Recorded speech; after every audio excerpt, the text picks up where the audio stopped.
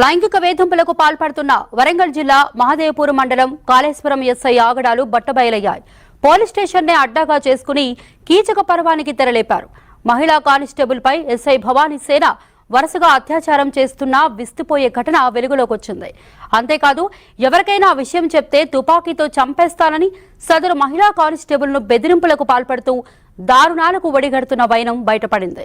జిల్లా ఎస్పీని కలిసి మహిళా కానిస్టేబుల్ తన గోడును వెళ్లబోసుకోవడంతో కాళేశ్వరం ఎస్ఐ భవానీ సేన కీచక పర్వం వెలుగు చూసింది.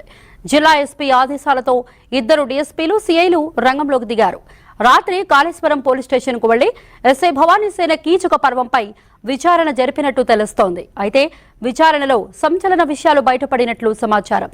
ఒక్క మహిళా కానిస్టేబుల్ పై కాకుండా మరో ముగ్గురిపై ఎస్ఐ లైంగిక వేధింపులకు పాల్పడ్డారనేది విచారణలో తేలినట్లు తెలుస్తోంది.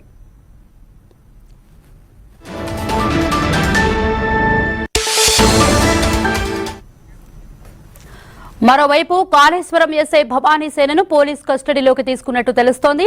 ఎస్ఐపై లైంగిక వేధింపులు, ఎస్సీ ఎస్టీ అట్రాసిటీ కేసు నమోదు చేసి ఆయన సర్వీస్ రివాల్వర్ ను డీఎస్పీ స్వాధీనం చేసుకున్నట్లు సమాచారం. గతంలో ఆసిఫాబాద్ జిల్లా రెబ్బన ఎస్ఐగా విధులు నిర్వహిస్తున్న సమయంలోనూ భవానీ సేన ఓ యువతితో అసభ్యంగా ప్రవర్తించాడు.